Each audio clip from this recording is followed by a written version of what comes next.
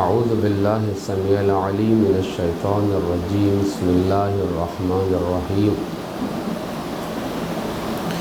الحمد للہ رب العالمین بارئ الخلائق اجمعین والصلاة والسلام علی اشرف الانبیاء والمرسلین رحمۃ للعالمین شفیع المذنبین سیدنا و مولانا ابی القاسم محمد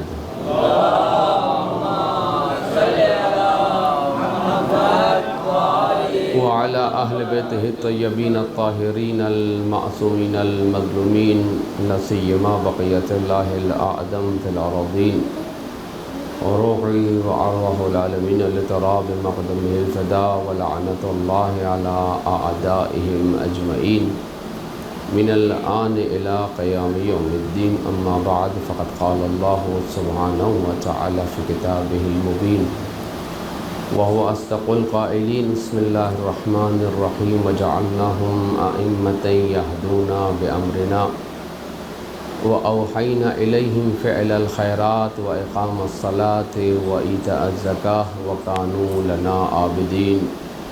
شب شہادت امام حسن عسکری علیہ السلام ہے، شب یتیمی امام زمان ہے۔ امام زمانہ کی دل کی تسلیت و تعزیت کے لیے اجماعاً مل کے درود بھیجیں محمد و آل محمد۔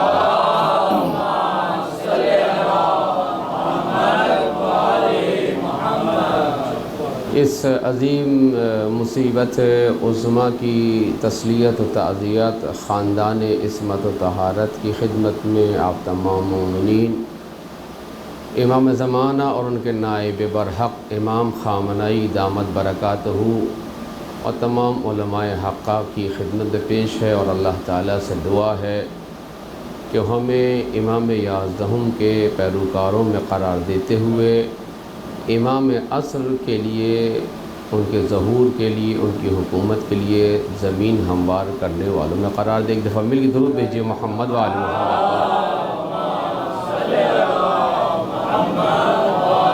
حضرت محترم سورہ انبیاء میں ارشاد رب العزت ہے کہ ہم نے ان کو اپنی جانب سے امام بنایا ہے، وَجَعَلْنَاهُمْ أَئِمَّةً يَهْدُونَ بِأَمْرِنَا، اور وہ ہمارے امر کی وجہ سے ہدایت کرتے ہیں، اور ہم نے ان کو نیک کاموں کی انجام دہی کی تاکید و سفارش کی ہے، اوحینا یعنی وحی کی ہے، حکم بھیجا ہے، اقام الصلاۃ و ایتاء الزکاۃ تاکہ وہ نماز قائم کریں اور زکوٰۃ ادا کریں، وکانوا لنا عابدین، اور وہ سب کے سب ہمارے عبادت گزار بندے تھے۔ اس آیہ مجیدہ میں اللہ تبارک و تعالیٰ کہ جن کو اللہ نے امام قرار دیا ہے، اور حضرت امام جعفر صادق علیہ السلام اس آیت کی تفصیل میں فرماتے ہیں کہ خدا نے دو قسم کے امام قرار دیے ہیں۔ مثال کے طور پر جب ہم نائبین کے لیے امام کا لفظ استعمال کرتے ہیں، یا امام خمینی کے لیے امام خمینی کا لفظ استعمال کرتے تھے، تو بہت سے لوگوں کو بڑی تکلیف ہوتی تھی، اس لیے کہ وہ نہ تاریخ سے واقف تھے، نہ روایات اہل بیت سے واقف تھے، اور نہ ہی وہ قرآن سے اور قرآنی مزاج سے آشنا نہ تھے۔ اس بنا پر انہوں نے اگر کم سے کم قرآن ہی پڑھا ہوتا تو کبھی امام خمینی کے امام خمینی کہنے پر یا امام خامنہ کے امام خامنہ کہنے پر کبھی کوئی اعتراض نہیں کرتے۔ اس کا مطلب یہ ہے کہ وہ جو دشمن چاہ رہا ہے کہ ہمیشہ سے آپ کے ذہنوں کو ایک طرف متوجہ کرے اور اپنی تعلیمات کے مطابق آپ کو ڈھالے، لہذا اسی پروپیگنڈے کے شکار اس زمانے میں بھی لوگ تھے جو امام خمینی کی مخالفت کیا کرتے تھے، اور اس زمانے میں بھی ہیں۔ لیکن اگر قرآن پڑھا ہوتا تو قرآن میں خود موجود ہے دو آیتیں، ایک آیت کی تلاوت ابھی میں نے کی اور ایک اب کر رہا ہوں، اور امام جعفر صادق نے دونوں کو کہا کہ خدا نے ائمہ حق بھی قرآن میں بیان فرمائے ہیں اور ائمہ نار بھی قرآن میں بیان فرمائے ہیں۔ جہاں کہا کہ ہم نے ان کو امام بنایا، یہدون بامرنا، ہمارے امر کی وجہ سے ہدایت کرتے ہیں، وہاں پر اسی قرآن میں خدا کہہ رہا ہے کہ کچھ ائمہ نار ہیں، کچھ جہنم کی طرف بلانے والے افراد ہیں کہ جو تمہیں جہنم کی طرف بلا رہے ہیں۔ اس کا مطلب کہ امام کا لفظ کامن ہے قرآن کی اصطلاح میں، اہل بیت کی اصطلاح میں، اور پھر یہی نہیں بلکہ مولا کائنات کی نہج البلاغہ پڑھی ہوتی تو پھر یہ اعتراض نہ کیا جاتا کہ غیر معصوم کو امام کیوں کہا جا رہا ہے۔ اگر اس زمانے میں آج سے 30-35 سال پہلے آپ چلے جائیے، جو ہاٹ ترین ایشو تھا وہ یہی تھا، امام خمینی کو امام خمینی کیوں کہا جاتا ہے۔ لیکن اگر تعلیمات قرآن، تعلیمات اہل بیت اور حدیث مولا کائنات کے کلام اور نہج البلاغہ کو تھوڑا سا پڑھا ہوتا تو یہ اعتراض نہ کیا جاتا۔ اب مولا کیا کریں، لکل مأموم امامہ۔ اب لفظ امام جو ہے نا وہ کامن ہے، مثبت اور منفی دونوں معنی میں استعمال کیا جاتا ہے۔ یہ مولا کائنات کی نہج البلاغہ جا کے پڑھ لیجئے۔ عثمان بن حنیف گورنر ہے امام کا، جو ایک پرتعیش شاہانہ اشرافیہ محفل میں جا کے کھانا کھاتا ہے، مولا کا عتاب نامیز نامہ جو ہے اس کے لیے لکھا جاتا ہے اور مولا وہ اس کو نصیحت کرتے ہیں، اور پھر کہتے ہیں لکل مأموم امامہ، ہر پیچھے چلنے والے کے آگے ایک چلنے والا اور ایک امام موجود ہے، یقتدی بہی، جس کی وہ اقتداء کرتا ہو، وہ یستضیء بنور علم ہی، اس کے علم کے نور سے استفادہ کرتا ہے۔ یہاں پر بھی مولا نے امام کو امام معصوم سے تشبیہ نہیں دی ہے، بلکہ ایک کامن، ایک لیڈر، ایک ہادی، ایک رہنما کی طرح سے متعارف کرایا ہے۔ تو امام صادق نے فرمایا کہ دو قسم کے امام ہیں، ایک وہ جو اللہ کی طرف بلانے والے ہیں، اور ایک وہ ہیں جو جہنم کی طرف بلانے والے ہیں۔ مل کے درود بھیجئے محمد وآل محمد پر۔ اس قسم کے مسائل ہم اپنے معاشرے میں فیس کرتے رہتے ہیں، اس کی وجہ یہی ہے کہ ہم تعلیمات قرآن و اہل بیت سے دور ہیں۔ نہ ہماری مجالس میں یہ مزاج تھا کہ کوئی علمی و تحقیقی بات کی جائے، اور نہ ہی جو ہے وہ ہم سننا چاہتے تھے۔ قوم کا مزاج بھی ایسا ہی تھا، لہذا خطبہ بھی ایسے ہی آئے، اور انہوں نے قوم کے مزاج کے مطابق جو ہے وہ ایک خاص قسم کی گفتگو کو اذہان میں ڈالنا شروع کیا، اور ہم نے سمجھ لیا کہ جناب بس مجلس ادا جو ہے وہ یہی ہے، اس کے علاوہ کچھ نہیں ہے۔ لیکن اگر آپ ائمہ طاہرین کی روایات اٹھا کے دیکھیں، آپ ائمہ طاہرین کے ارشادات اٹھا کے دیکھیں، تو آپ کو پتہ چلے گا ائمہ طاہرین عزاداری سمیت ہر وہ گیدرنگ، ہر وہ اجتماع، ہر وہ سوسائٹی، ہر وہ گروہ کے جو کسی جگہ ایک خاص مقصد کے لیے جمع ہوتا ہے، اس کے خد و خال کو واضح کیا ہے، اس کی صورت کو واضح کیا ہے، اس کے لیے ارشادات بیان فرمائے ہیں، اس کے لیے احکامات بیان فرمائے کہ ہر گروہ جو ہمارے نام پر جمع ہوتا ہے، ہماری محبت میں جمع ہوتا ہے، خواہ وہ مجلس ادا ہو، خواہ وہ محفل میلاد ہو، خواہ وہ نماز جمعہ ہو، خواہ وہ نماز عیدین ہو، خواہ وہ حج ہو، خواہ وہ نماز یومیہ ہو، کوئی بھی اجتماع ہو کہ جو خدا کے حکم کے مطابق ہو رہا ہے اور ہم اہل بیت علیہ السلام کے نام پہ ہو رہا ہے، تو وہاں پہ ائمہ نے یہ ہمیں تاکید کی ہے کہ رحم اللہ امرا من احیا امرنا، کہ خدا اس شخص پر رحمت نازل کرے، اپنی برکتوں کا نزول فرمائے جو ہمارے امر کا احیا کرنے والا ہے، ہمارے امر کا۔ احیا امرنا، احیا کہتے ہیں زندہ کرنے کو، احیا وہ فعل ہے یعنی زندہ کرنا، احیاء امر ائمہ یعنی امر ائمہ کو زندہ کرنا۔ یہ امر ائمہ کیا ہے جو اسی آیت میں خداوند عالم فرما رہا ہے، یہدون بامرنا، توجہ رکھیے گا، کہ جو ہمارے امر کی وجہ سے ہدایت کرتے ہیں۔ تو امر ائمہ کیا ہے؟ امر ائمہ قوم کی ہدایت کرنا ہے۔ مل کے درود بھیجئے محمد وآل محمد پر۔ لہذا ائمہ نے چاہا ہے کہ ہر وہ اجتماع جو ہماری محبت میں ہو اس کے خد و خال واضح کیے ہیں، اور یہ جو ہمارا مزاج بنایا گیا پاک و ہند کے، آپ نے مجلس سننی ہے اور سن کے چلے جانا ہے، مجلس میں بیٹھنا، صرف بیٹھنا، نشستن اور جلوس جس کو کہا جاتا ہے عربی زبان میں، اردو زبان میں نہیں کہہ رہا ہوں، جلوس یعنی بیٹھنا۔ بیٹھنا ہم سمجھتے ہیں مجلس میں آ گئے بس مسئلہ ختم ہو گیا، مولانا نے جو کچھ پڑھا وہ ادھر سے سنا ادھر سے نکال دیا اور مسئلہ ختم ہو گیا اور بیش بہا قیمتی ثواب ہمیں مل گیا۔ ایسا نہیں ہے عزیزان گرامی۔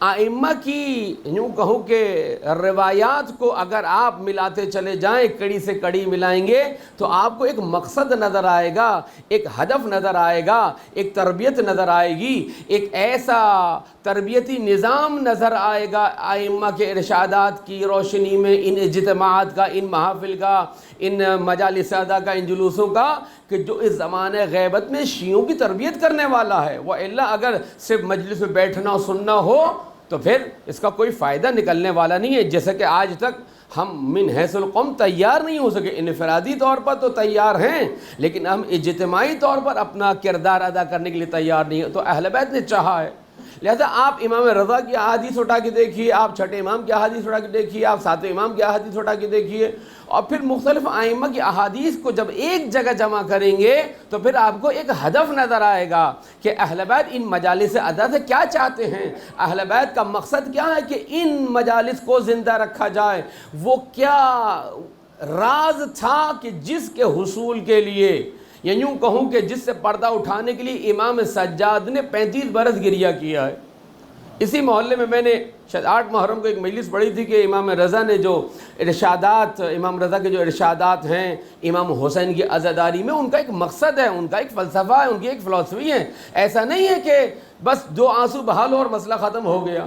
یعنی اگر یہ ہو کہ جو امام حسین کی عزاداری میں 2 آنسو بہائے کہ وہ آنسو اس کے گال پر بہہ جائے، امام رضا کہتے ہیں خداوند عالم اس کے تمام گناہوں کو معاف کر دیتا ہے۔ بھائی یہ تو بڑا اچھا سودا ہے، میں باہر گناہ کر کے آؤں اور یہاں مجلس میں امام حسین پہ 2 آنسو بہاؤں اور کلیئر ہو جاؤں، اس سے آسان سودا تو کوئی ہے ہی نہیں۔ پھر دوبارہ جاؤں، پھر آلودہ ہوں اور پھر دوبارہ سے مجلس میں آ جاؤں۔ آیا امام کا مقصد یہ تھا کہ ہمیں گناہ کی جرأت دے، جسور بنائے، ہمیں طاقت و ہمت دے کہ باہر گناہ کرو، میرے جد پہ آ کے 2 آنسو بہا لینا، لہذا مسئلہ ختم ہو جائے گا؟ یہ تہمت ہے امام رضا کے کلام پر، یہ ناسمجھی ہے، نافہمی ہے، یہ کم شعوری ہے کہ ہم یہ سمجھیں۔ لہذا ائمہ کی تعلیمات کو جب آپ جوڑیں گے اور تمام روایات کو جو اہل بیت اور اجتماع اور یوں کہوں کہ عزاداری اور محفل میلاد سے متعلق ہیں، تو پھر آپ کو ایک تربیتی نظام نظر آئے گا۔ اب یہی جو ہم مجلس سنتے رہتے ہیں اور پھر سن کے چلے جاتے ہیں، نہ مولانا سے کوئی پوچھتے ہیں کہ آپ نے کیا پڑھا، نہ عوام کو کوئی کام ہوتا ہے۔ ایک جگہ میں مجلس پڑھ رہا تھا تو 2 لفظ جا بجا ہو گئے، محیط کی جگہ محاط پڑھ دیا، محاط کی جگہ محیط پڑھ دیا۔ اب بعض لوگوں کو عادت ہے موٹی موٹی گفتگو سننے کی، واہ واہ سبحان اللہ ہو گیا۔ بعد میں جا کے میں نے غور کیا اور اپنی ریکارڈ شدہ مجلس جب سنی تو مجھے اندازہ ہوا کہ یہ سہون غلطی ہوئی ہے، لفظ آگے پیچھے ہو، متقدم و متاخر ہو گیا ہے۔ جہاں محیط کہنا تھا وہ محاط اور جہاں محاط کہنا وہ محیط۔ اب نیچے سے واہ واہ ہو گیا، اگلے دن میں پہنچا، میں نے کہا معذرت، جن کی سمجھ میں آیا ان سے بھی معذرت، جن کی نہیں سمجھ میں ان سے بھی معذرت، اور جن کی سمجھ میں نہیں آیا ان سے تو معذرت ہے ہی ہے۔ جن کی سمجھ میں آ گیا کہ میں نے غلطی کی، سہون صحیح، سبقت لسانی صحیح، تو آپ پہ فرض تھا کہ آپ مجھے آ کر انڈیکیٹ کرتے، مجھے متوجہ کرتے کہ مولانا یہ لفظ ایسے نہیں ایسے تھا، لیکن آپ بھی واہ واہ کہہ کے جی آپ نے کہا کہ بس واہ واہ کر دو۔ شاید کچھ لوگ کھسیانی بلی کھمبا نوچ کے تحت زبردستی واہ واہ کر رہے ہوتے ہیں کہ ہمارا نام بھی اہل شعور کی لسٹ میں آ جائے۔ مل کے درود بھیجیں محمد و آل محمد پر۔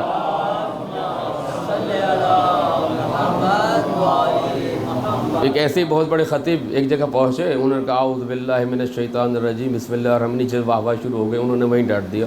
ابھی تو مجلس شروع ہوئی ہے، کون سی واہ واہ، آپ کو سمجھ میں آیا میں نے خطبے میں کیا پڑھا؟ یعنی یہ حال ہے ہمارے، مجلس سننا ہے، مجلس میں بیٹھنا ہے، توجہ رکھیے گا۔ اس کا ہدف کیا ہے؟ اب میں نے کہا کہ اگر آپ کو پتہ چلا کہ میں نے عمدن یا سہون یا سبقت لسانی کے تحت غلطی کی تو آپ مجھے آگے بتاتے۔ اب آپ نے نہیں سنا تو اب آپ کی پکڑ ہے، مسئلہ اتنا آسان نہیں ہے۔ اب یہ جو کہہ رہا ہوں پکڑ ہے، یہ کہاں سے آپ کے؟ یہ مولانا دلیل دیجئے۔ بھائی دلیل بھی تو ہونی چاہیے نا، مجلس سننے والوں کی کوئی پکڑ ہوگی یا نہیں ہوگی؟ محفل میلاد سننے والوں کی پکڑ ہوگی یا نہیں ہوگی؟ خطبہ جمعہ سننے والوں کی کوئی پکڑ ہوگی یا نہیں ہوگی؟ اب امام زمانہ علیہ الصلوۃ والسلام ارشاد فرما رہے ہیں، مل کے درود بھیجیں محمد والے۔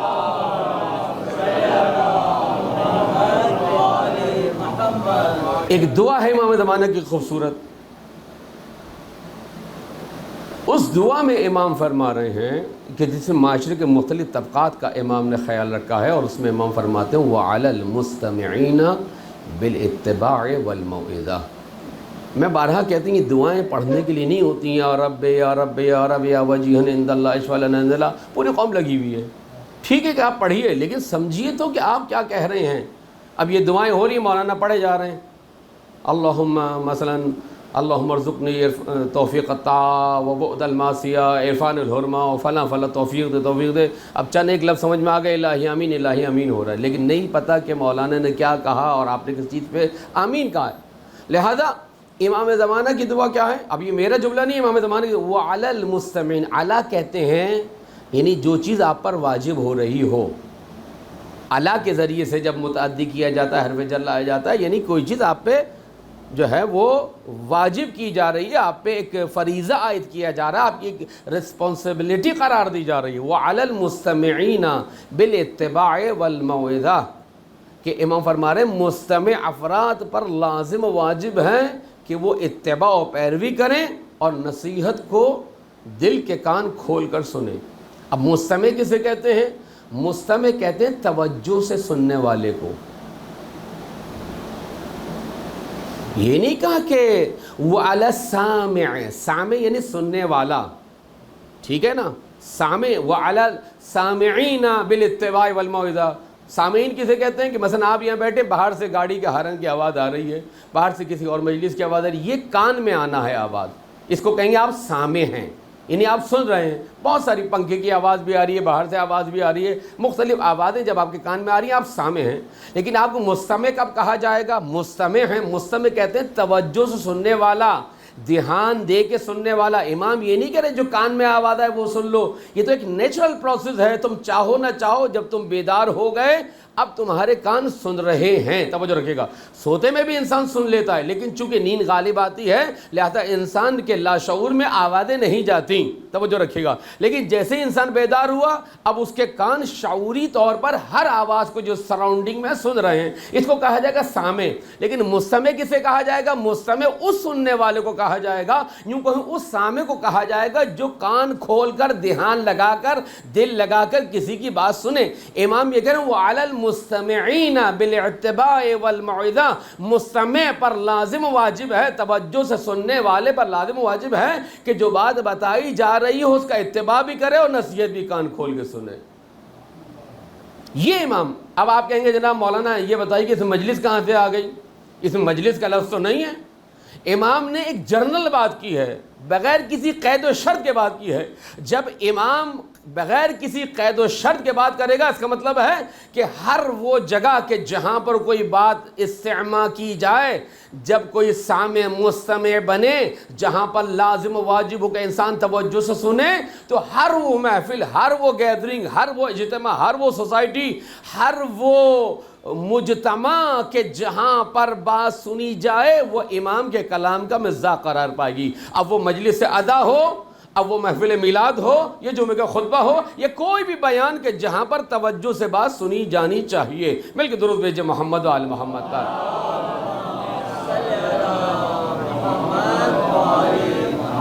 اب امام نے کہا کہ جتنے بھی سننے والے ہیں لہذا ان کی ذمہ داری یہ ہے کہ سنیں بھی اور اتباع بھی کریں. یعنی جب آپ کے علم میں آ گیا تو اب اس کو عمل کی پریکٹس میں آنا چاہیے. آج شب شہادت ہے 11ویں امام کی. 11ویں امام کی جو سیرت ہے، آخری امام ہے کہ جو عرصہ ظہور میں ہے، یعنی ائمہ کا ایک زمانہ ظہور ہے اور ایک زمانہ غیبت ہے. زمانہ ظہور رسول اللہ کے دور سے لے کر 11ویں امام کی شہادت تک کا دور ہے. اس کو کہا جاتا ہے عرصہ ظہور. ظہور جس میں امام اور معصوم ظاہر ہے اور لوگوں کی دسترس میں ہے، لوگوں سے اس کا رابطہ اور تعلق ہے. اور ایک ہے عرصہ ظہور، ایک ہے زمانہ ظہور، ایک ہے زمانہ غیبت کہ جس میں ہمارا امام جا رہا ہے. ائمہ نے کوشش یہ کی ہے کہ اپنے شیعوں کو اس عظیم غیبت کے لیے آمادہ و تیار کریں کہ ایک غیبت کا زمانہ آنے والا ہے. اور یہ اتنا بڑا اہم ترین مرحلہ تھا کہ جس کے لیے کئی ائمہ نے مل کے جدوجہد کی ہے. ایسا نہیں کہ ایک امام نے، نہیں. آپ ہر معصوم کی حدیث اٹھا کے پڑھیں گے امام زمانہ کے بارے میں کہ امام زمانہ کے لیے ہر معصوم نے کیا کہا ہے. ایک بات تو یہ ہو گئی. دوسری بات یہ ہو گئی کہ 7ویں امام کے بعد سے لے کر 11ویں امام تک ہر امام نے بھرپور کوشش کی ہے کہ شیعوں کو، تشیع کو، جو پوری دنیا میں بکھری ہوئی تھی، پھیلی ہوئی تھی، ایک جگہ، ایک شہر میں، ایک علاقے میں نہیں تھی، اس قوم کی تربیت کی جائے. لہذا ان کی تربیت کے لیے انہوں نے ذہنی طور پر تیار کیا ہے تشیع کو کہ ایک غیبت کا زمانہ آنے والا ہے. اور خصوصاً امام رضا علیہ السلام کے بعد 9 امام، 10ویں امام، 11ویں امام، ان تینوں ائمہ کی جو زندگی ہے وہ بتدریج اس بات کی عکاسی کرتی ہے کہ خود ان کی تعلیمات بھی اور خود ان کا زمانہ بھی ایک طرح سے غیبت کی عکاسی کر رہا تھا۔ 9 امام 25 سال کی عمر میں، 11واں امام 28 یا 29 سال کی عمر میں شہید کر دیا جاتا ہے، یعنی کتنی جلدی 10ویں امام کا بھی سن بھی بہت زیادہ نہیں لکھا گیا ہے، توجہ رکھیے گا۔ کہنے کا مقصد یہ ہے کہ دشمن سمجھ رہا تھا کہ کیا کرنا ہے، لہذا اس نے پوری کوشش کی۔ دوسری طرف ائمہ ہاتھ پہ ہاتھ رکھ کے نہیں بیٹھے تھے کہ جناب بس کتاب خدا میں لوح محفوظ میں لکھ دیے گئے ایک غیبت ہوگی اور بس امام نے چلے جائیں گے اور پھر جب اذن خدا ہوگا ظہور ہو جائے گا۔ اب ہمارے ذہنوں میں تو یہ ہے نا، ہم نے خود کرنا نہیں ہے، ہم نے تو صرف دعائیں مانگنی ہیں اور اپنے حصے کا کام نہیں کرنا، لہذا ہمارے ذہنوں میں جو ناقص تعلیمات اہل بیت کی یا ڈالی گئی ہیں اس 70-75 سال کے عرصے میں اور اس سے پہلے پاک و ہند کی جو تاریخ گزری ہے اس میں، در حقیقت ہم نے اپنا حصہ ڈالنے کی کوشش نہیں کی۔ لہذا آپ دیکھیں گے کہ 9واں امام، 10واں امام اور 11واں امام، ان کی زندگی بتدریج ان کا فاصلہ لوگوں سے کم ہوتا چلا جا رہا ہے، لوگوں سے ان کی میل ملاقات اور رابطے اور تعلقات میں کمی آتی چلی جا رہی، ایسی واضح۔ اور پھر 11ویں امام کو تو مدینے سے بلایا گیا ہے۔ یہاں پر میں چھٹے امام حضرت امام جعفر صادق علیہ السلام کا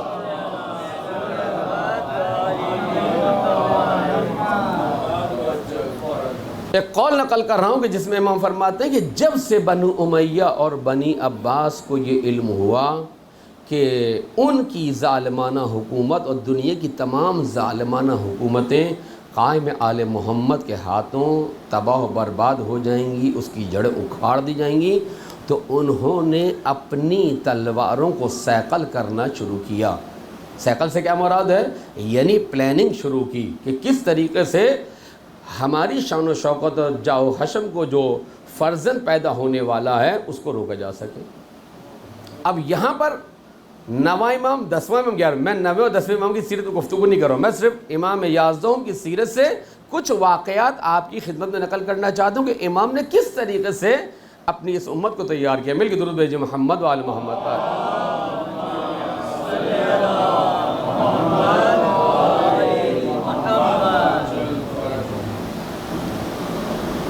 امام نے کہا پلاننگ شروع کر دی بنو امیہ بنو عباس میں، اور یہ جو آہستہ آہستہ انہوں نے پلاننگ شروع کی، اس کا مقصد یہ تھا کہ امام زمانہ کی ولادت کا راستہ روکا جائے۔ اور روایات میں امام زمانہ کی ولادت اور حضرت موسیٰ کی ولادت کے زمانے کو تشبیہ دی گئی ہے ایک دوسرے سے۔ جس طرح منجمین نے فرعون سے یہ کہا تھا کہ ایک بچہ پیدا ہونے والا ہے جو تیرے تخت و تاج کو نابود کرے گا، تو اس نے اپنی جہاں جہاں اس کی مملکت تھی تمام بچوں کی پیدائش کا راستہ روکا، گھروں کے اندر چھاپے مارے گئے، حاملہ خاتون کے حمل گرائے گئے، تفتیشی ٹیم جاتی تھیں اور جا کر وہ قتل و غارت کرتی تھی، جہاں پتہ چلتا تھا جاسوس چھوڑ جاتے تھے کہ جناب یہاں ولادت ہونے والی ہے، یا بعض عورتوں کو پکڑ کر حکومت کی کسٹڈی میں لایا جاتا تھا کہ تاکہ بچہ وہاں پیدا ہو اور وہاں پر اس کا سر قلم کر دیا جائے، یا گھر میں پتہ چلا اور وہیں پر بچے کا سر قلم، یعنی بچہ ابھی سر نکالتا نہیں تھا اور اس کا سر تن سے جدا کر دیا جاتا تھا۔ اب آپ دیکھیں کتنا ظلم و ستم، نہیں یہی کام بنو عباس بنو امیہ نے اپنے زمانے میں کیا۔ بظاہر یہ دو الگ الگ حکومتیں نظر آتی ہیں، بظاہر ان کے سیاسی نعرے، ان کے سیاسی جھنڈے، ان کے شعارات، ان کا سیاسی منصوبہ الگ الگ نظر آتا ہے، لیکن یہ سب اہل بیت علیہ السلام کی دشمنی پر متفق اور متحد نظر آتے ہیں۔ ایک تھے، یہ بظاہر الگ الگ تھے، بظاہر الگ الگ تھے۔ بنو عباس نے تو اہل بیت کے نام پر حکومت حاصل کی تھی نا، کہ ہم فدا دے دیں گے، ہم ولی عہد بنا رہے ہیں امام رضا کو۔ وجہ کیا تھی؟ وجہ دشمنی تھی اہل بیت سے۔ لہذا آج بھی ہم یہ دیکھتے ہیں کہ بظاہر بڑے بڑے نعرے لگائے جاتے ہیں، ایک ادھر کا نعرہ لگا رہا ہے، ایک ادھر کا نعرہ لگا رہا ہے، لیکن ان نعروں سے دھوکہ مت کھائیے کہ یہ بنو امیہ اور بنو امیہ کے، بنو عباس کے وہ سیاسی نعرے ہیں جو اس دور میں بھی لگائے جا رہے تھے۔ دونوں نے مل کے پلاننگ شروع کی تھی کہ اس آخری فرزند کو نہیں آنے دینا ہے، اور امام رضا علیہ بلکہ چھٹے امام کے زمانے سے لے کر، یعنی جب بنو امیہ ختم ہو رہے تھے اور بنو عباس مستحکم ہوتے چلے جا رہے تھے، تو وہاں پر کیا ہوا، امام نے اپنی دینی درسگاہ کی بنیاد رکھی، اور وہ خط جو آیا تھا کہ آپ اس جنگ میں شریک ہوئے، امام نے کہا میرا جواب یہ کہہ کر انگیٹھی پہ رکھ دیا اور خط جلا دیا۔ امام نے کہا میرا جواب ہے، ہم اس لڑائی میں کودنے والے نہیں ہیں۔ لہذا امام نے وہاں پر فقہ جعفری کی بنیادوں کو مستحکم کیا۔ اس کے بعد پھر 7ویں امام، پھر ایک مصیبت کا سلسلہ اور قید و بند کا سلسلہ۔ 8ویں امام کو نسبتاً موقع ملا، یہاں پر امام نے کھل کر تشیع کی تبلیغ کی ہے، کھل کر مناظرے کیے ہیں، کھل کر پیغام دیا ہے، یعنی تشیع کی علمی فکری بنیادوں کو مستحکم کیا ہے۔ امام رضا کے فوراً ہی پھر دوبارہ سے کریک ڈاؤن شروع ہو گیا تشیع کے خلاف، ائمہ کے خلاف۔ 9ویں امام کو بادشاہ وقت نے اپنی بیٹی ام الفضل سے شادی کرائی تاکہ امام کو کنٹرول کیا جائے، جیسے کہ امام رضا کو کنٹرول کرنے کا دعویٰ تھا کہ امام رضا کو بلایا جائے اور ان پر کیمرہ فوکس کیا جائے کہ امام کون کون سی تحریکوں میں ملوث ہے، لہذا اس طریقے سے ہم امام کو کنٹرول کریں گے۔ 9ویں امام کو بھی اس طرح، اور پھر 25 سال کی عمر میں امام کو زہر دیا۔ 10واں امام، میں اس میں گفتگو نہیں کر رہا ہوں، 11ویں امام کو تو مدینے سے لے کر آئے ہیں، توجہ رکھیے گا، اب مدینے سے لے کر فوکس کیا ہے امام کو، اور ہفتے میں 2 مرتبہ، توجہ رکھیے گا، ہفتے میں 2 مرتبہ امام کو مجبور کیا جاتا تھا کہ وہ دربار آئیں، چھوٹ نہیں تھی امام کو، رخصت نہیں تھی، اور اگر امام غیر حاضر ہوگا تو اس کا مطلب یہ ہے حکومت کی ڈکشنری میں، حکومت کی لینگویج میں، کہ امام ایک سیاسی ایکٹیویٹی کر رہا ہے انڈر گراؤنڈ جو حکومت مخالف ہے، لہذا امام کو مجبور کیا جاتا تھا۔ اب یہ زمانہ ایسا تھا کہ شیعوں کو ملنے کی اجازت نہیں تھی۔ اب میں ایک روایت کے جملے آپ کے سامنے پڑھ رہا ہوں، یعنی امام جب نکلتے تھے اپنے گھر سے تو ایک قطار لگ جاتی تھی امام کے چاہنے والوں کی، امام سے ملاقات کرنے والوں کی۔ ایک ایسا ہی صحابی ہے، ایک ایسے ہی چاہنے والا ہے جو اس قطار میں کھڑا تھا، توجہ رکھیے گا، قطار میں کھڑا تھا۔ امام نے اپنے گھر سے نکلنے سے قبل ایک خط اپنے سگنیچر کے ساتھ، اپنی مہر کے ساتھ بھیجا اس شخص کے نام جو قطار میں کھڑا تھا۔ ابھی میں بتاؤں گا کس طریقے سے امام اپنے خطوط کو بھیجا کرتا تھا۔ اب یہاں پر وہ خط ملا، اس خط میں امام کا جملہ سماعت فرمائیے، مل کے درود بھیجیے محمد و آل محمد کا۔ علی بن جعفر نام ہے اس کا، امام سے ملنے کے لیے کھڑا ہوا ہے کہ امام گزریں گے، کیونکہ پہرا امام کے گھر پر، امام نظر بند ہے، نظارت میں، حبس سے بیجا میں ہے امام، لہذا ملنے کے لیے یہ ایک راستہ، امام گھر سے نکلا، قطار لگ جاتی تھی۔ امام نے اپنا خط بھیجا اور کہا کہ لا یسلمن علی احد ولا یشیر الی بیدہ ولا یومی احدکما، تم میں سے کوئی ایک بھی مجھ پر سلام نہ کرے۔ کتنی سیاسی گٹھن کا ماحول ہے، امام کو سلام کرنے پر پابندی۔ وہی جو امام علی کے دور میں پروپیگنڈا تھا کہ جس کا نام علی ہوتا تھا اس کا نام بیت المال کی، مالی امداد کی فہرست سے نکال دیا جاتا تھا۔ 2 افراد آ کے گواہی دیتے تھے کہ یہ شیعہ علی ہے، یہ علوی ہے، یہ علی سے محبت کرنے والا ہے، اس کا گھر گرا دیا جاتا تھا۔ نہیں وہی حالات امام حسن عسکری کے زمانے میں ہیں، وہ بنو امیہ کا ایک دور اور بنو عباس کا یہ ایک دور کہ آخری امام اس طریقے سے، امام لا یسلمن علی احد، کوئی ایک مجھ پہ سلام نہ کرے، ایک، اچھا سلام بھی نہ کرے، چلے جی۔ دوسرا مسئلہ کیا ہے، ولا یشیر الی بیدہ، نہ انگلی کے ہاتھ سے اشارے سے میری طرف اشارہ کرے، دیکھو وہ امام آ رہا ہے۔ کتنی گٹھن کا ماحول ہے، کتنا امام کو در حق نظر بند رکھنے اور امام سے امت کو دور رکھنے کے لیے۔ امام کو پتا ہے کہ جس نے اشارہ کیا تلوار چلے گی، وہ قتل کر دیا جائے گا۔ ولا یشیر الی بیدہ ولا یؤمی احدکما، اور کوئی ہلکا سا اشارہ بھی نہ کرے۔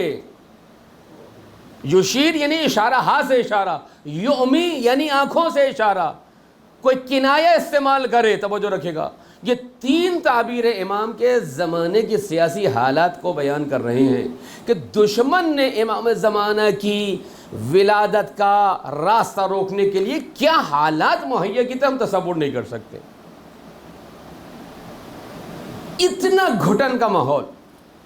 اور پھر حکیمہ خاتون کو جو بلایا گیا ہے, حکیمہ خاتون شب ولادت پریشان ہوتی ہیں کہ میں والدہ امام زمانہ میں حمل کے آثار نہیں دیکھ رہی ہوں.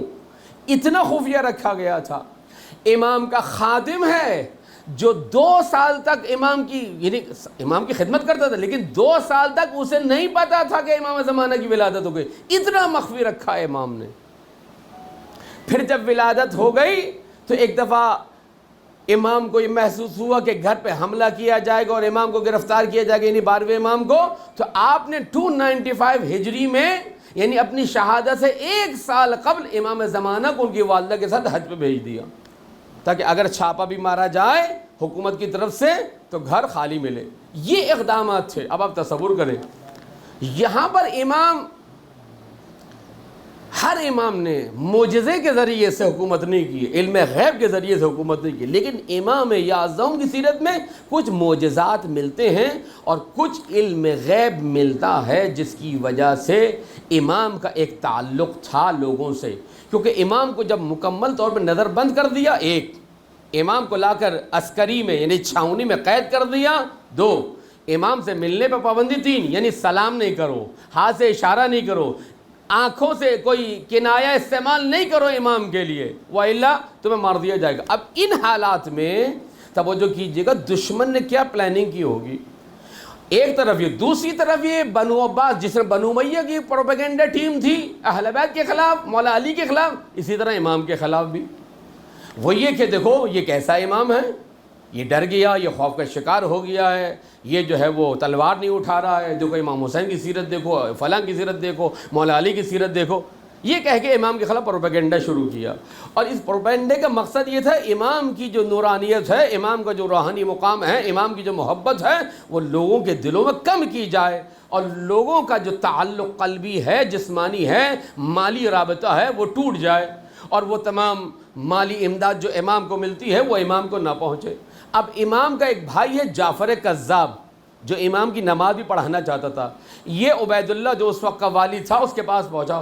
اس نے کہا دیکھو یہ جو میرا بھائی ہے, یعنی امام اعظم کی طرف اشارہ کیا, کہ اس کا مسئلہ میرے سپرد کر دو, میں تمہیں مثلا اتنے 1000 دینار سالانہ دوں گا. اس کے الفاظ یہ ہیں, کس کے والی کو, اس نے کہا احمق. احمق کا لفظ استعمال کیا. اس جعفر کذاب کے لیے 11ویں امام کا بھائی ہے لیکن دشمن ہے امام کا, توجہ رکھیے گا, اور اپنی در حقیقت حکومتی مشین میں ایک جگہ بنانا چاہتا ہے. جس طرح آج کچھ لوگ ہوتے ہیں نا کہ قوم ان کو بھیجتی ہے کہ بھائی آپ جا کے خدمت کریں, وہ اپنے گارڈ اور اپنی گاڑی اور اپنے پروٹوکول اور اپنے مسائل لے کے چل رہے ہوتے ہیں, ان کو عوام سے کوئی کام نہیں ہوتا. یہ بھی اسی طرح کا تھا.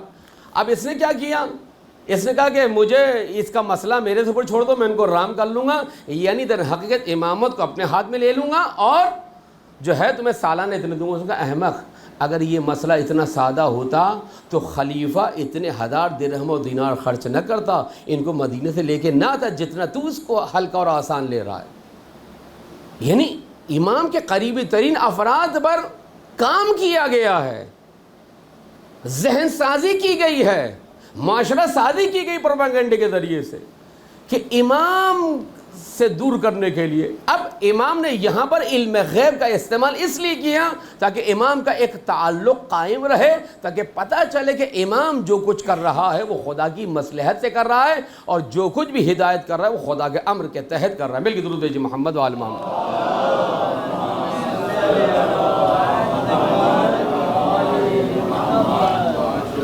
یہ امام کی زندگی کا ایک حصہ ہے. پھر امام کے جو اقدامات ہمیں نظر آتے ہیں, 3-4 قسم کے اقدامات ہیں. ایک آپ کا رابطہ ہے, کیونکہ امام تربیت کر رہا ہے نا, امام کا کام تربیت کرنا ہے, امام رکنے والا نہیں کرنی. امام نے وکالت کا نیٹ ورک قائم کیا, اور یہ وکالت کا نیٹ ورک جو ہے وہ 5ویں امام اور 6ٹھے امام کے زمانے سے شروع ہوا ہے.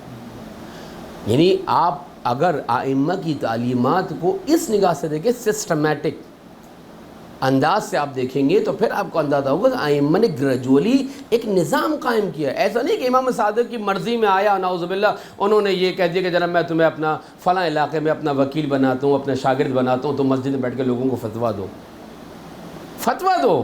یعنی مجتہد بنا امام نے, تم اجتہاد کرو, تم جا کے فتویٰ دو. ایسا ہی نہیں تھا 7ویں امام نے اپنی طرف سے کہہ دیا، 8ویں امام نے اپنی طرف سے کہہ دیا. چونکہ ہم لوگ اہل بیت کو سمجھتے ہیں کہ بس چونکہ وہ ایک نرغہ عادہ میں آ گئے تھے، لہٰذا جو کچھ ان سے ہو سکتا تو انہوں نے کر دیا. جب کر دیا ٹھیک ہے، صحیح کیا غلط کیا، کیونکہ ہماری کوئی سیاسی سوچ تو ہے نہیں. جب بھی سیاست کی بات کی جاتی ہے تو ہم کہتے ہیں جناب یہ دنیا کی سیاست نہیں. اہل بیت نے ایک سیاست کو استعمال کیا ہے، ایک حکمت عملی، ایک تدبیر کو استعمال کیا، بروئے کار لائیں تاکہ قوم کی تربیت کی جائے. لہذا اگر آپ 5ویں امام کے زمانے سے لے کر 11ویں امام تک کے سیاسی حالات اور سیاسی اقدامات کو دیکھیں گے ائمہ کے، تو آپ کو سمجھ میں آئے گا کہ اہل بیت نے کس طریقے سے گریجولی امت کو تیار کیا، تشیع کو تیار کیا ہے. اب یہاں پر امام نے کیا وکالت کا ایک دائرہ پھیلایا پورے عراق میں. امام رضا علیہ السلام کی تبلیغ کے بعد تشیع عراق میں ایک متحد طاقت بن گئی تھی. ایک دفعہ مل کے درود بھیجیے محمد و آل محمد کا.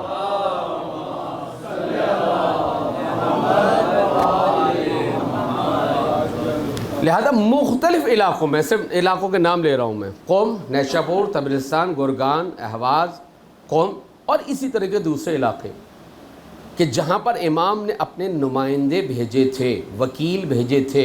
توجہ رکھیے گا کہ جو لوگ امام تک نہیں آ سکتے تھے وہ ان سے مسئلہ پوچھتے تھے. لہذا امام نے ذہن سازی کی کہ دیکھو ہم یعنی میں غیبت میں چلا جاؤں گا، لہذا تمہیں اپنے زمانے میں جو ہمارا نائب ہے تمہارے ہر علاقے میں، تم اس علاقے کے نائب کے پاس جاؤ، وکیل کے پاس جاؤ اور اس سے مسئلہ پوچھو. اس کا حکم ہمارا حکم ہے، اس کو رد کرنا ہمارے حکم کو رد کرنا ہے. وہ امام کے ارشادات کو بیان فرماتے تھے. ایک تو یہ ہے. دوسرا کیا ہے؟ نامہ بر. امام کے نامہ بر تھے جو امام کے خطوط لے جاتے تھے، اور خطوط بھی بعد اتنے خفیہ خطوط ہوتے تھے کہ امام بعض اوقات نامہ بر کو بھی نہیں بتاتے تھے، میسنجر کو بھی نہیں بتاتے تھے کہ یہ اس میں کیا ہے. ایک ایسا ہی واقعہ تھا داؤد بن اسود، امام کا کون ہے؟ امام کے گھر کا خادم ہے. توجہ رکھیے گا، امام کے گھر کا خادم کیا کر رہا ہے؟ امام کے حمام کو گرم کرنے کے لیے باہر سے لکڑیاں لاتا ہے. امام اس کے ذریعے سے اپنے کام کرا رہے ہیں، گھر کے ایک خادم کے ذریعے سے.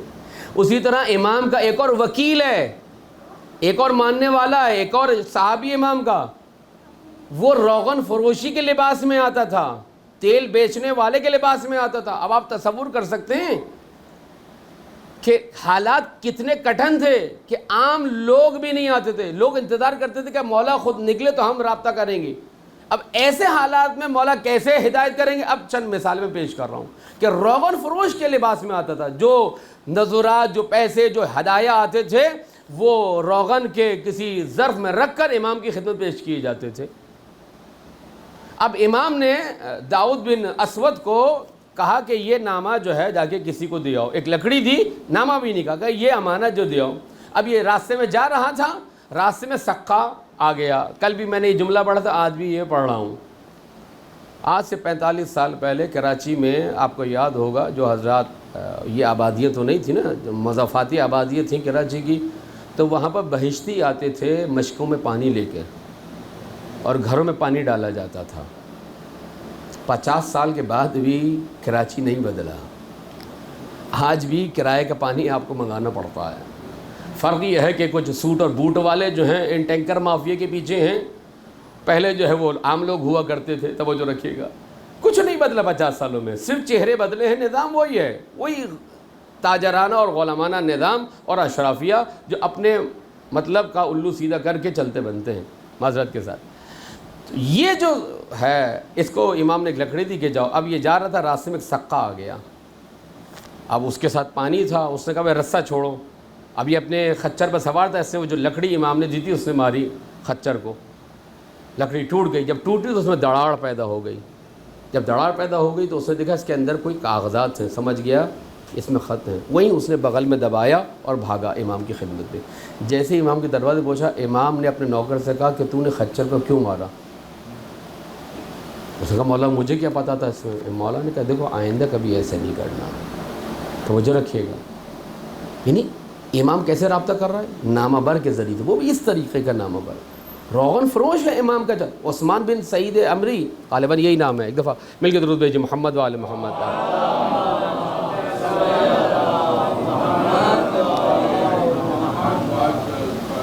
یہ امام، کچھ امام خود اپنے خطوط لکھتے تھے، حتیٰ کہ اپنی شہادت سے چند گھنٹے قبل یا یوں کہوں چند ساعت قبل امام نے اہل مدینہ کو خط لکھا ہے کہ جس میں لازمی ہدایت دی ہیں اور غیبت امام سے متعلق جو ہے وہ آپ نے ارشادات کیے. اور جب امام پیدا ہو چکے تھے اور آپ نے کسی کو نہیں بتایا تھا، تو اب یہاں پر امام اس بات سے بھی خوفزدہ تھا، خوفزدہ ان معنی میں کہ کہیں ایسا نہ ہو کہ یہ خبر ہی بالکل ہی دب جائے کہ امام زمانہ تمہارا پیدا ہو گیا، 12واں امام. اب یہاں پر امام نے اپنے خاص اصحاب کو آگاہ کیا، بعض کو خط لکھا ہے، بعض کو اپنے گھر میں بلایا. ایک بہت امام کا قریبی صحابی ہے، امام نے کہا اگر تم خدا اور اس کے رسول کے نزدیک عزت والے نہ ہوتے تو میں یہ تمہیں خبر نہ دیتا. امام کمرے میں گئے، پردہ ہٹا کے جب آئے تو آپ کے دوش پر ایک 3 سال کا بچہ سوار تھا. توجہ رکھے، امام نے کہا یہ میرے بعد تمہارے زمانے کا امام ہے، تاکہ یہ خبر دبی نہ رہ جائے. توجہ رکھے، دوسری طرف امام اس چیز کو بھی مد نظر رکھا ہوا ہے. ایک یہ تھا خفیہ یوں کہوں کہ حرکات امام انجام دیتے تھے کہ جس سے بظاہر جو ہے وہ لوگوں کو کوئی نقصان نہ ہو اور ہمارا مقصد بھی پورا ہو جائے، جس کو کہتے ہیں سری، یعنی پوشیدہ، پنہاں، خفیہ حرکات انجام دیتے تھے. عبدالعزیز بلخی کہتا ہے کہ میں سامرہ کی اس شاہراہ پہ موجود تھا جو بازار، مین بازار کو، بڑے بازار کو جاتی تھی. تو میں نے دیکھا کہ امام آ رہے ہیں، تو میں نے کہا لوگوں کو بتاؤں کہ امام آ رہے ہیں، لوگ آئیں گے، مصافحہ کریں گے، مثلا زیارت کریں گے. لیکن پھر میں نے کہا ایسا نہ ہو امام کو کوئی نقصان ہو. امام قریب آئے اور امام نے کہا، ہاتھ سے اشارہ کیا، خاموش، کسی کو بتانے کی ضرورت نہیں. نہیں، یہ حالات ہیں امام کے زمانے. یہ صرف بتا رہا ہوں کہ کس طریقے سے امام نے اپنے امر ائمہ کو اور امر خدا کو زندہ کیا ہے. وہ امر ائمہ کیا ہے جس کو زندہ کرنا؟ وہ ہدایت ہے. اور آپ کی خدمت میں عرض کروں کہ جس کو میں نے کہا عثمان بن سعید عمری، یہ روغن فروش کے لباس میں آتا تھا. یہ حالات ہیں. دوسرا کام امام کا کیا تھا کہ عقیدتی اور فکری طور پر شیعوں کو مضبوط بنانا. محمد بن ربیع شیبانی، اب جو کہ نام حفظ نہیں ہوتے لہذا میں لکھ لیتا ہوں، کہتا ہے کہ میں شہر اعواد میں امام کا ایک چاہنے والا ہے، امام کا مقرر کردہ ہے. یہ مقرر کردہ نہ بھی ہے لیکن ایک عالم فاضل شخصیت ہے، احواز میں یہ رہتا ہے، بہت فاصلہ ہے وہاں سے. تو اس نے کہا کہ وہاں پہ ایک مشرک شخص تھا، ملحد شخص تھا، ایتھسٹ، اس سے میرا مناظرہ ہوا. اور جو مناظرہ ہو چکا تو اس کی کچھ باتیں جو ہیں وہ میرے ذہن پر اثر کرنے لگیں. ہتھوڑوں کی مانند پیچھے سے اس کی جو ملحدانہ باتیں تھیں، کفر آمیز باتیں تھیں، وہ میرے ذہن کو تھوڑا سا ڈسٹرب کرنے لگی. کہتے ہیں میں سامرہ پہنچا اپنے دوست کے گھر، وہاں پہ امام تشریف لائے. امام نے کچھ بولے بغیر کہا کہ احد احد فواحد، خدا ایک ہے، خدا ایک ہے، اسے ایک ہی جانو، ایک ہی سمجھو، اس کا ایک ہی یقین کرو. کہتا ہے امام کا یہ کہنا تھا جتنے شکوک و شبہات میرے ذہن میں تھے وہ سب کے سب ختم ہو گئے، دم توڑ گئے. اپنی شیعوں کی فکری مدد، توجہ رکھیے گا. لہذا آج بھی امام زمانہ کی عنایت و توجہ ہے. یہ واقعہ مشہور ہے آیت اللہ تعالیٰ قانی امام خمینی کا کہ جب شاہ ایران نے کہا تھا کہ کرفیو لگا دیا جا رہا ہے، اب جو نکلے گا اسے گولی مار دی جائے گی. امام خمینی کا کرفیو کی مخالفت کریں، باہر نکلیں. مجتہد نے فتویٰ، نائب امام نے فتویٰ دے دیا، نکلیں. آیت اللہ طالقانی نے فون کیا امام خمینی کو کہ اگر لوگ مریں گے، خون بہے گا، تو اس کا گناہ، اس خون کا گناہ آپ اپنی گردن لے سکتے ہیں یا یہ حکم واپس نہیں لیا جا سکتا؟ امام خمینی نے کہا کہ اگر لیا جا سکتا ہوتا تو لے لیتا، شاید میرا حکم نہ ہو، شاید میرا حکم نہ ہو. یعنی اشارت، صراحتاً نہیں کہا، اشارہ کیا ہے، کیونکہ اہل بیت کے ان نائبین کو ایک تائید حاصل ہے، اشارتاً یا صراحتاً. صراحتاً اپنی جگہ موجود ہے لیکن خداوند عالم ان کے دلوں میں ڈالتا ہے. جس طرح حضرت یوں کہوں کہ مل کے درود بھیجے محمد وآل محمد کا، اصحاب کہف کے بارے میں ہے کہ خدا نے ان کے دلوں میں ڈالا کہ غار کی طرف جاؤ. وہ نبی نہیں تھے، خدا کے بہت برگزیدہ بندے نہیں تھے، وہی نازل کیجئے، خدا نے ان کے دل میں ڈالا. تو بعض اوقات ائمہ امام زمانہ اپنے مجتہدین کے دل میں ڈالتے ہیں بڑے بڑے اقدامات کے لیے، اور یہ 40 سال جو اسلامی حکومت کی امام خمینی نے قائم کی، جو آج تک قائم ہے، یہ امام زمانہ کی تائید کے بغیر ممکن ہی نہیں تھی، ممکن ہی نہیں تھی، اس لیے کہ جو کچھ امریکہ کر سکتا تھا وہ کیا، جو کچھ کر سکتا تھا وہ کیا۔ تبس کا واقعہ، ہیلی کاپٹر والا واقعہ آپ کے ذہنوں میں ہوگا، وہ عراق کا حملہ، پابندیاں، آپ یقین کی جو کچھ کر سکتا تھا وہ کیا، لیکن اس حکومت کو نہیں مٹا سکا۔ اگر امام کی تائید اس حکومت کو حاصل نہ ہوتی، اس اسلامی انقلاب کو، تو یہ ایک لمحے کے لیے بھی باقی نہ رہتا۔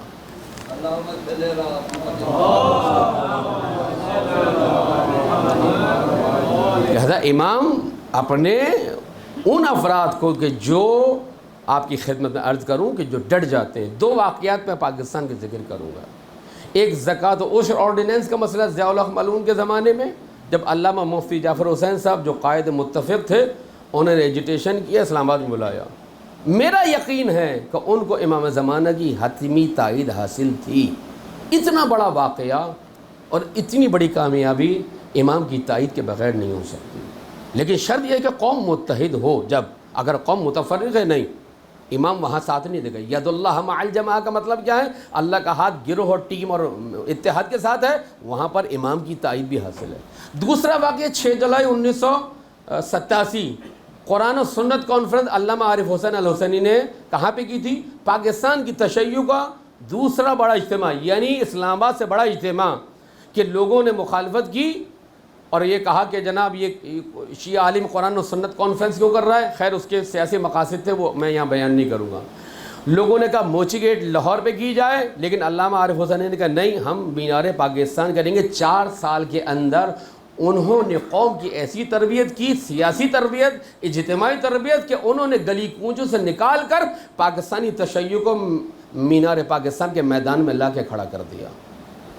تائید حاصل تھی امام کی، بغیر تائید کے نہیں ہو سکتا۔ لہذا ایسا نہیں کہ خدا نے ہمارے یا امام نے ہماری مدد نہیں کی، جہاں پر ہم علماء کے ساتھ متحد رہے، قوم متحد، امام کی تائید رہے۔ مل کے درود بھیجیے محمد و آل محمد۔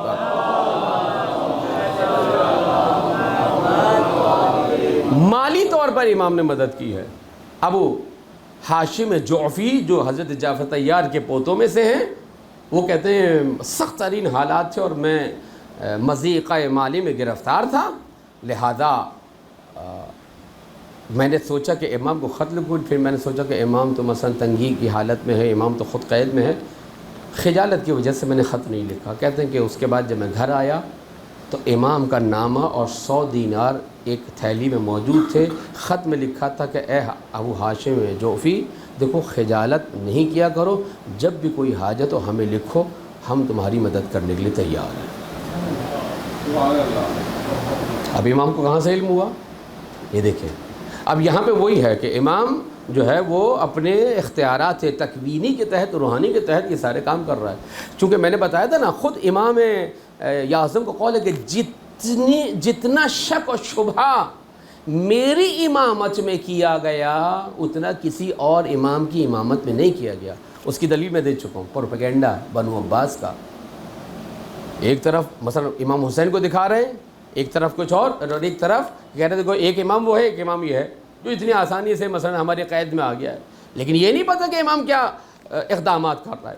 یہ امام کے وہ اقدامات تھے۔ اور آخری نقطہ عرض کروں اور آپ کی زحمت تمام، مل کے درود بھیجیے محمد و آل محمد۔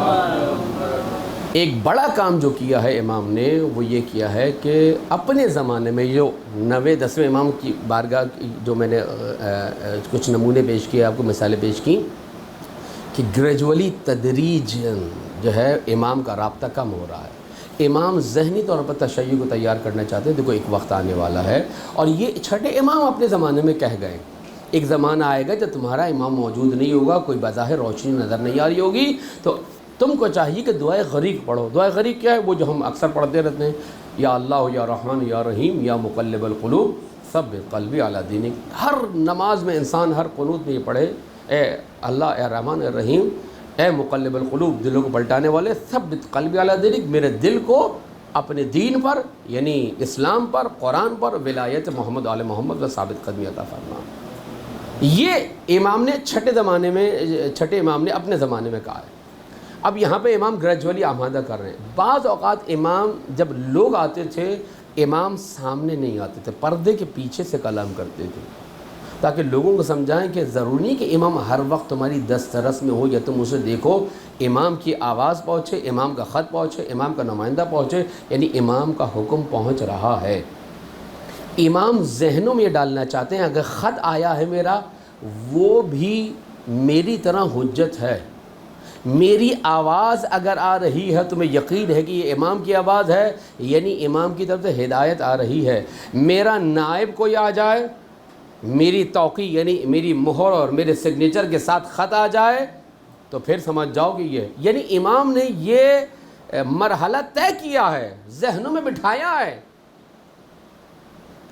آج اور یہی وجہ ہے جب چوتھا غیبت صغرا میں چوتھا امام کا نائب اس دنیا سے جانے لگا، امام نے خط لکھا اب تمہارے بعد کوئی نائب نہیں ہے، اپنی طرف سے کوئی نائب مقرر نہیں کرنا، تم اتنے دن بعد اس دنیا سے چلے جاؤ کہ اپنی مالی جو معاملات ہیں ان کو درست کر لو، جو دینا دلانا ہے وہ کر لو، اپنے بعد کوئی نہیں کرنا۔ اور جو اس کے بعد یعنی چوتھے نائب کے بعد تمہارے بعد یہ دعویٰ کرے کہ میں نے نام لے کے اسے مقرر کیا، وہ جھوٹا ہے، کذاب ہے۔ امام نے 4 نائب کے بعد کسی کو نام لے کے مقرر نہیں کیا ہے، لیکن امام زمانہ نے اپنے خط میں نشانیاں بتائی ہیں، فقہا کی نشانیاں بتائی ہیں، ولایت فقہ کی نشانیاں بتائی ہیں، اس عالم دین کی کہ پوری دنیا کو اس کی طرف جو ہے اجتماعی مسائل میں رجوع کرنا چاہیے۔ وہ امد حوادث الواقعہ، وہ حوادث، وہ واقعات جو نئے نئے رونما ہو رہے ہیں۔ تقلید کو نہیں کہا امام نے، تقلید آپ مجتہد جامع شرعیت کی کیجئے، وہ اجتماعی معاملات جو سینٹرلائزیشن کا کام انجام دیں، جو پولیٹیکلائزیشن کا کام انجام دیں، یعنی ایک وحدت، ایک اتحاد، ایک یونٹی، ایک مرکز، ایک سینٹر، ایک نظام ولایت فقیہ، اس کی طرف اشارہ کیا۔ وہ اما الحوادث الواقعہ فرجعوا فیہا الی روات حدیثنا، کہ جو نئے نئے واقعات آ رہے ہیں کہ جن میں تمہیں نہیں پتہ کہ تمہیں کیا کرنا چاہیے اور کیا اقدام کرنا چاہیے، کس سے ملحق ہونا چاہیے، کس سے مثلاً تعلقات بڑھانے چاہیے، ان واقعات میں ان فقہا کی طرف رجوع کرو کہ جو ہماری احادیث کے راوی ہیں۔ راوی سے مراد چھاپنے والا، لکھنے والا، پرنٹر اور بائنڈنگ کرنے والا نہیں ہے، راوی سے مراد موشگافی کرنے والے نہیں، فقہا و مجتہدین۔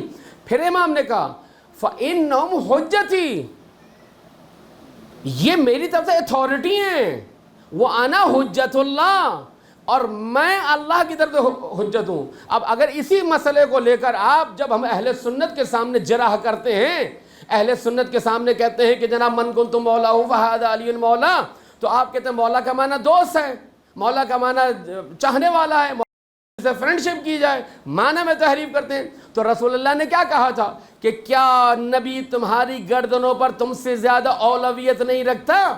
تو سب نے کہا تھا ہاں آپ اولا ہیں، توجہ رکھیے گا، اولویت رکھتے ہیں۔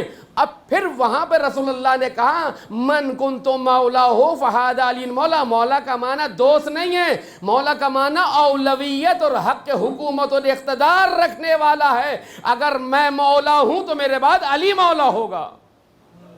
وہاں پہ ہم ان سے جرح کرتے ہیں، لیکن جب یہاں پر آتے ہیں فقہا کی جو کہوں کہ کاٹ میں، تو یہاں پہ اسی روایت کو، اسی مزاج کو اور اسی منطق اور لاجک کو قبول نہیں کرتے۔ وہاں امام کہہ رہے فَإِنَّهُمْ حُجَّتِي، وہ میری حجت ہیں، وہ انا حجت اللہ، اور میں اللہ کی طرف سے حجت ہوں۔ یہ دو حجت کا لفظ یہ بتا رہا ہے مجھے اللہ نے حجت بنایا ہے زمانے غیبت کبریٰ میں، یہ فقہا اور یہ ولی فقیہ جو اپنے اپنے زمانے میں آئے گا وہ میری طرف سے تم پہ حجت ہے۔ وہی مزاج ہے جو رسول اللہ نے اختیار کیا غدیر خم کے میدان میں، وہی آخری نبی بھی آ کر حجت اور ہدایت اور امر ائمہ کے احیاء کے لیے بیان کر رہا ہے۔ لہذا اس وقت ضرورت ہے کہ اس نظام ولایت فقیہ کو مضبوط کیا جائے۔ اب یہ سارے جتنے مینڈک اچھلتے رہے نا تاریخ میں، آج 20-25 سال جو اچھلتے کودتے رہے، یہ سب دم توڑ گئے۔ علماء کی مخالفت کی گئی، مجتہد کی مخالفت کی گئی، سب دم توڑ گئے۔ آپ نے دیکھ لیا ابھی کہ بڑے بڑے ذاکرین تک جو ہے وہ علماء کے پیچھے چلنے کے لیے آمادہ و تیار تھے۔ ایک ایسا مرحلہ پیش آیا تو قوم کو الحمدللہ وہ رفع دفع ہو گیا، لیکن ہمیں بیدار رہنا چاہیے. یہ ایک مرحلہ ہوا ہے, ابھی آگے مرحلہ ہے, لہذا ہمیں اس کے لیے تیاری کرنی ہوگی, اس کے لیے ہمیں ذہن سازی کرنی ہوگی کہ ہم در حقیقت اس مرحلے تک پہنچیں, ہم یا ہمارے افراد, کہ ہم اسمبلیوں میں جا کر اپنے ان افراد کو وہاں بھیج سکیں جو قانون سازی کے مرحلے میں شریک ہو سکیں. وَإِلَّا صرف ہم اسی پہ خوش ہو جائیں کہ جناب بل چلا گیا, بل میں چلا گیا اور خاموش ہو جائیں, نہیں, مسئلہ حل ہونے والا نہیں ہے. لہذا ایک مرحلے کے بعد اگلی بیداری ضروری ہے. مل کے درود بھیجیں محمد وآل محمد.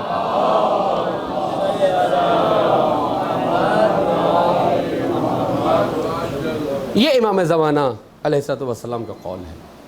لہذا 11ویں امام نے اپنے زمانے میں یہ کام کرنا شروع کر دیا تھا تاکہ ذہن کو آمادہ کیا جائے, اور اس طریقے سے امام نے چاہا کہ تشیع کے مرکز کو باقی رکھا جائے. اور اس کو بھی میں اسی محلے میں کسی جگہ بیان کر چکا ہوں کہ جو امام نے کہا کہ مومن کی 5 علامتیں ہیں, اور ان 5 علامتوں میں سے ایک علامت 40 کی زیارت ہے. امام دیکھ رہا ہے, توجہ. اب یہ جو امام نے بیان کیا یہ شریعت کا حکم ہے, یاد رکھیے گا, شریعت محمدی کا حکم ہے زیارت 40. ایسا نہیں ہے کہ بظاہر اس کا بظاہر دوبارہ کہہ رہا ہوں, اس کا اضافہ 11ویں امام کے زمانے میں نظر آ رہا ہے. 6 امام نے کہا کربلا کی تربت سجدہ کرو, یہ حکم ہے, شریعت ہے, مجھ سے بھی صحیح, شریعت کا حکم ہے, یہ اضافہ نہیں ہے. توجہ رکھیے گا, یہ اضافہ نہیں ہے جو 6 امام نے بیان کیا یا 8ویں امام نے بیان کیا اپنے زمانے میں, یہ 11واں امام بیان کر رہا ہے, یہ شریعت میں اضافہ نہیں ہے. یہ شریعت کا وہ حکم ہے جو لوح محفوظ میں محفوظ تھا. امام صرف پردہ ہٹا کے اپنے اپنے زمانے میں شریعت کے درجات میں بلندی عطا کر رہا ہے کہ دیکھو سجدگاہ تربت امام حسین بناؤ, یا امام حسین پہ گریہ کرو, یا مثلا زیارت 40 پڑھو. اب امام چونکہ اس کے بعد کوئی اور امام نہیں اور امام بھی شہید ہو رہا ہے, لہذا امام نے کہا کہ اگر یہ حکم جو میں دے رہا ہوں کہ زیارت 40 اگر اپنے تمام معنی میں تشیع کے ذہن میں بیٹھ جائے تو تشیع ایک طاقت کی صورت میں ہمیشہ میدان عمل میں ہر دور اور ہر زمانے میں موجود رہے گی. اور خصوصاً آخری زمانے میں وہ تشیع کہ جس کا ایک حصہ ہم ہیں, اور نہ جانے ہمارے بعد کتنی نسلیں آئیں گی لیکن ہمیں نہیں پتہ, ہم اس کا حصہ ہیں قدر متیقن, یقینی طور پر ہم اس تشیع کا حصہ ہیں کہ جن کے ذریعے سے خدا نے بہت بڑا کام لینا ہے. اور وہ کام کیا ہے؟ امام زمانہ کا ظہور. اور یاد رکھیے گا امام زمانہ کا ظہور اس وقت تک نہیں ہوگا جب تک میں اور آپ اجتماعی طور پر امام کے لیے تیار نہ ہو جائیں. انفرادی نہیں, اجتماعی طور پر من حیث القوم جب تک تیار نہ ہو جائیں, اس وقت تک اس خام خیالی کو دل سے نکال دیجئے کہ امام کا ظہور ہو جائے گا. امام کا ظہور اسی وقت ہوگا جب قوم آمادہ و تیار ہوگی, جب امام کے لیے تشنگی اور پیاس اتنی بڑھ جائے گی کہ بس مجھے امام چاہیے, امام کے علاوہ کچھ نہیں. اور یہ تبدیلی صرف شیعوں میں نہیں آئے گی, تمام انسانوں میں آئے گی. پوری دنیا میں ایک انقلاب ذہنی فکری آئے گا, معرفت کا انقلاب, پہچان کا انقلاب, آگاہی و شعور کا انقلاب. لہذا امام یہ چاہتا تھا کہ آخری زمانے کی تشیع اس اجتماعی حکم کو سمجھے کہ 40 کے دن تم نے جمع ہونا ہے. یہ 11واں امام اپنے زمانے میں یعنی 260 ہجری میں امام یہ کہہ کے چلا گیا. آج دنیا سمجھ رہی ہے کہ یہ 40 کتنی بڑی طاقت ہے. یہ مقدمہ ہے امام زمانہ کے ظہور کا.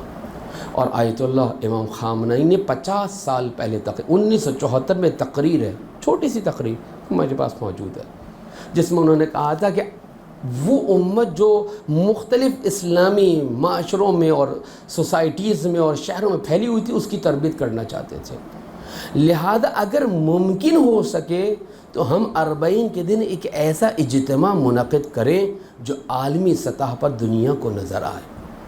50 سال پہلے کے مجتہد کی دور اندیش نگاہوں نے اس 40 کو بھانپ لیا تھا, دیکھ لیا تھا کہ جس کی آج ہم مثال اپنی آنکھوں سے دیکھ رہے ہیں, جو 20 سال پہلے آپ کے وہم و گمان میں بھی نہیں تھا کہ ایسا کوئی اجتماع ہو سکتا ہے. 20 سال پہلے تک نہیں تھا. وہ مجتہد 50 سال پہلے اور امام علم امام ہے وہ اپنے زمانے میں کہہ رہا ہے کہ ایک اجتماع، ایک طاقت، ایک قوت، ایسی قوت جو مظہر ہو تمہاری عبادات کی، تمہاری تشیع کی، تمہاری ولایت کی، یہ ہے امام زمانہ کا در حقیقت وہ تیاری کہ جو امام ہم سے چاہ رہا ہے۔ اور یہ امام یازدہم کے وہ اقدامات تھے کہ جو امام در حقیقت چاہ رہے۔ مل کے درود بھیجیے محمد و آل محمد۔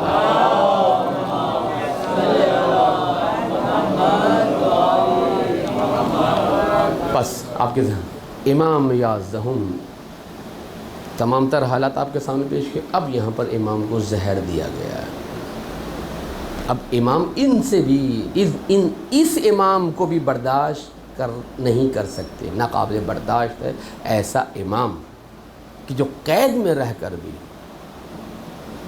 وہ یہ کام کر رہا ہے۔ اور آخری نقطہ عرض کروں جسے شاید مجھے پہلے ذکر کرنا چاہیے تھا، ایام عزا ختم ہو رہا ہے۔ یہ جو ہم کہتے ہیں ایام عزا زندگی سے ختم نہیں ہو رہا ہے۔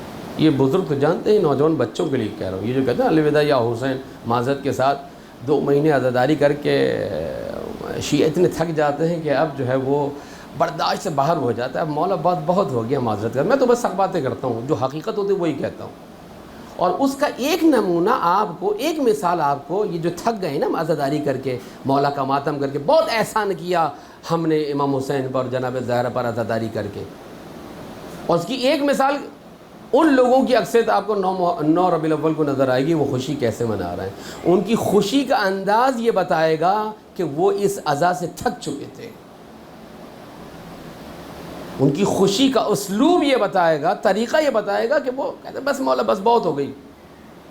ان کا بس چلتا تو بہت پہلے ہی ایام عزا کو رخصت کر دیتے۔ میں ان کی بات کر رہا ہوں، میں ان مومنین کی بات نہیں کر رہا ہوں جو سچے دل سے سارا سال اپنے دل کو عزا خانہ بنائے رکھتے ہیں۔ جن کا دل عزا خانہ ہوتا ہے وہ عزا خانوں کے محتاج نہیں ہوتے، ان کے دل میں حسین بستا ہے۔ میں ان کی بات نہیں کر رہا ہوں، میں ان کی بات کر رہا ہوں کہ جو عزا سے تھک چکے ہیں۔ لہذا آپ دیکھیں گے 9 کو وہ کس بھونڈے انداز سے خوشی منائیں گے۔ اس کا مطلب یہ ہے کہ ایک جیل کا دروازہ کھلا ہے معذرت کے ساتھ، وہ آپے سے باہر ہیں، اور وہ جو چاہے ان کو مادر پدر آزاد ہوں گے، جناب زہرا خوش ہوں ناراض ہوں، انہیں خوشی منانی ہے، وہ خوشی منائیں گے۔ اس کے بعد ان کو یہ پرواہ نہیں کہ جناب زہرا خوش ہیں ناراض ہیں، امام زمانہ خوش ہیں ناراض ہیں، کوئی پرواہ نہیں۔ ایام عزا زندگی سے ختم نہیں ہو رہے، بلکہ یہ 3 مہینے محرم و صفر ربیع الاول کے ایام عزا ختم ہو رہے ہیں۔ وَإِلَّا ایام عزا در حقیقت ان کا سلسلہ جاری ہے۔ سارا سال ہم اس مشق میں اور پریکٹس میں رہتے ہیں کہ اہل بیت کے غم میں فرش عزا بچھائیں، اور فرش عزا بچھا کر ان کو اپنے گھر میں مہمان بنائیں۔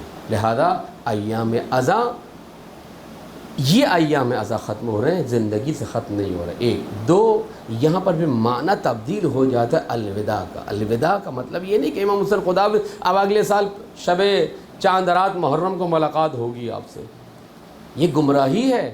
اگر کوئی یہ سمجھتا ہے الوداع کا مطلب یعنی بائے بائے ٹاٹا امام حسین، استغفر اللہ، یہ گمراہی، یہ ہلاک ہو گیا جس نے اپنے اور حسین کے درمیان جدائی ڈال دی، جس نے کہا امام حسین اب اگلے سال ملاقات ہوگی۔ اگر یہ تصور، اور یہ تصور موجود ہیں، ہمارے موجود ہیں، دامت میں گنجائش نہیں کہ میں اس کو بیان کروں کہ کس کس شاعر نے کہاں کہاں اس کی طرف اشارہ کیا۔ لہذا الوداع کا مطلب یہ نہیں ہے کہ امام حسین کو خدا حافظ کہہ دو۔ امام حسین کو خدا حافظ نہیں کہا جا سکتا۔ حسین سے رشتہ سانس سے بڑھ کر ہے۔ سانس ہے تو میری زندگی ہے، لیکن حسین سے جو رشتہ ہے وہ سانس سے بڑھ کر ہے، اس لیے کہ سانس اگر رک جائے تو زندگی صرف ختم ہوگی نا، اگر حسین سے رابطہ ٹوٹ جائے تو دنیا بھی ختم ہے، آخرت بھی ختم ہے۔ بس یہ ہے ایام عزا کا پیغام کہ اپنی 2 مہینے 8 دن کی عزاداری کو اپنے امام کی خدمت میں پیش کرو کہ مولا کوئی گناہ ہے، کوئی غلطی ہے، کوئی کوتاہی ہے، کوئی عذر ہے، اسے معاف فرمائیے۔ ایسا نہ ہو کہ 9 محرم کو جس انداز سے خوشی منائی جانے لگی ہے ہم اس میں شریک ہو جائیں یا خاموش تماشائی بنے رہیں اور لوگوں کو متوجہ نہ کریں۔ امام یازدہم آخری وقت آیا ہے۔ راوی کہتا ہے کہ میں امام کی خدمت میں پہنچا اور دیکھا امام اتنا لاغر ہو گیا ہے کہ امام کے ہاتھ میں کپ کپی تاری ہے۔ امام نے اپنے خادم سے کہا کہ فلاں دوا لے کر آؤ اور وہ مجھے پلاؤ کہ شاید مجھے افاقہ ہو جائے۔ امام نے وہ شربت جب لایا گیا، امام اٹھا کے پینا چاہتے ہیں، امام سے پیا نہیں گیا۔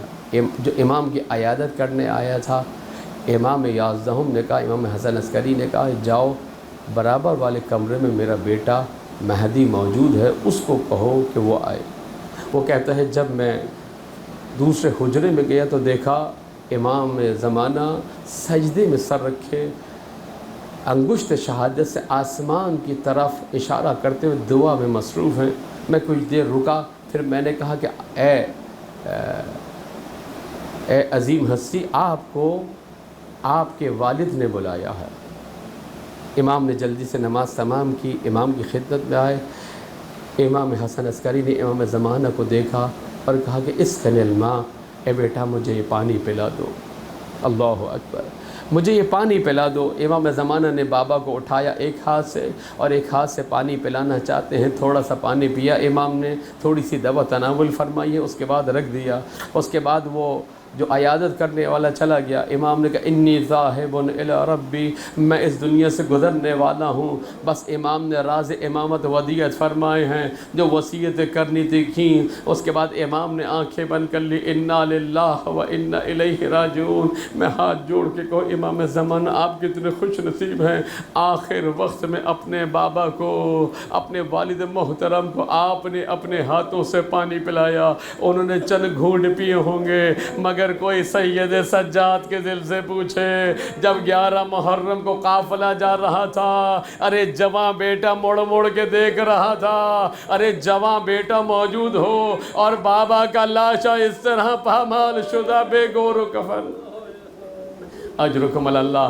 بس عزیزدارو، جب غسل و کفن ہو گیا، جعفر کذاب ایک دفعہ نماز پڑھانا چاہتا ہے، ایک دفعہ امام آگے سے آئے، پردہ ہٹا کر حجرے سے نکلے، جعفر کذاب کے دامن کو کھینچ کے ہٹا دیا، خود آپ نے نماز پڑھی ہے عزیزان گرامی۔ اس کے بعد امام کی تدفین ہوئی ہے، مگر میں امام زمانے سے کہوں مولا آپ کتنے غریب الوطن ہیں، کتنے غریب ہیں، اپنے بابا کو رو بھی نہیں سکے۔ ارے 5 سال کا سن لکھا گیا ہے عزیزان گرامی، یہ مجھے 5 سال کا سن بڑا رلاتا ہے۔ 2 شخصیات ایسی ہیں جو کھل کے رو نہ سکی، ارے کربلا میں سکینہ نہ رو سکی، ارے سامرہ میں محمد مہدی اپنے بابا کو نہ رو سکے۔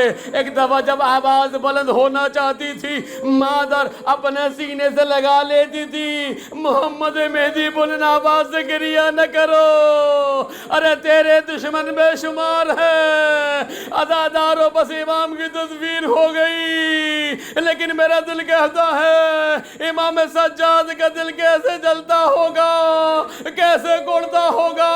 جب 11 محرم کو جا رہے تھے تو ایک دفعہ چہرے کا رنگ متغیر ہو گیا۔ جناب زینب نے کہا بیٹا سید سجاد یہ کیا عالم ہے، کب بھی اماں جمع بیٹا ہو اور بابا کا لاشا ایسے الا لعنت اللہ علی القوم الظالمین وسيعلم الذین ظلموا أي منقلب ينقلب۔